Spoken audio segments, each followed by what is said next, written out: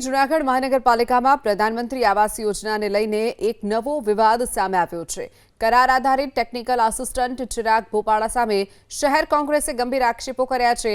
તેઓ સરકારી ફરજ દરમિયાન રાજકીય પ્રચારમાં સક્રિય રહેતા હોવાનો આરોપ કોંગ્રેસે તાલુકા વિકાસ અધિકારી અને ચૂંટણી કમિશનરને ઉગ્ર રજૂઆત કરી તાત્કાલિક કાર્યવાહી કરવાની માંગ કરી છે।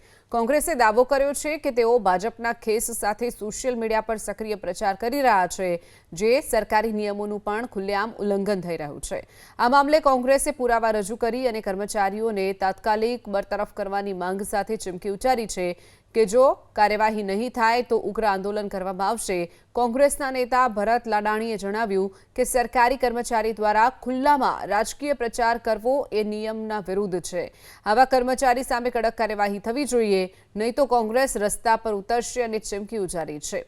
તમામ પ્રકારના આક્ષેપો વચ્ચે ચિરાગ ભોપાળાએ મીડિયા સમક્ષ આવી અને પોતાની સ્પષ્ટતા કરી જણાવ્યું કે તેઓ કાયમી કર્મચારી નથી, પરંતુ 11 મહિનાના કરાર આધારિત કર્મચારી છે।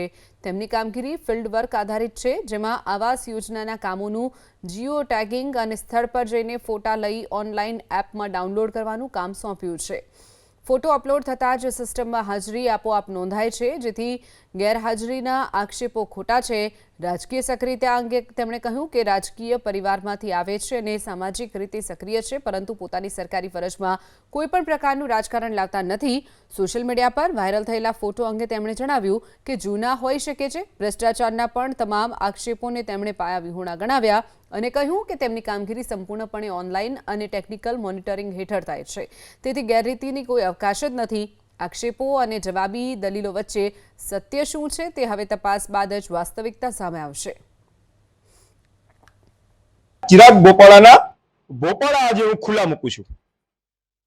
આ ચિરાગ ભોપાળા કેટલાય વર્ષથી આરડી શાખામાં આસિસ્ટન્ટ તરીકે ફરજ બજાવી અને પગારની વસૂલી કરે છે, અને એ પગારનો ત્યાં નોકરી નથી કરતા, એમને વસૂલાત કરી પોતે કર્મચારી તરીકે રેકર્ડ ઉપર ફરજ બજાવી હાજરી પત્રકમાં સહી કરી અને આ પગારની વસૂલાત કરવામાં આવે છે। અને આ વ્યક્તિ ભારતીય જનતા પાર્ટીના દરેક કાર્યક્રમમાં ઉપસ્થિત રહી તેમના ફેસબુક, વોટ્સએપ અને ઇન્સ્ટા જેવી આઈડીઓમાં પોતે પોતાના કાર્યક્રમોની વિગત પણ જાહેર કરે છે। એ પણ રેકર્ડ આધારિત છે। એક જ વ્યક્તિની બે આત્મા કઈ રીતે હોઈ શકે? આ તો ભાઈ ભાજપ છે। એમાં એવું છે કે હું પહેલા તો જોબ મારી કરાર આધારિત છે, કોન્ટ્રાક્ટનો કર્મચારી, હું કોઈ સરકારનો કાયમી કર્મચારી છું નહીં। મારું કામ છે ફિલ્ડ ઉપર રહેવાનું અને ફિલ્ડ ઉપર જઈ અને એના ફોટોગ્રાફ્સ લેવાના। તો જે મારું કામ છે એ મારું રેગ્યુલર કામ હોય જ છે અને એ ફિલ્ડ ઉપર બતાવવાનું જ છે ને। હવે તો ઓનલાઈનનો સમય આવી ગયો, હવે તો ઓનલાઈન જ ફોટોગ્રાફ્સ પડાતા હોય છે, જેની ડિટેલ હોય જ છે, એટલે કોઈ સવાલ નથી।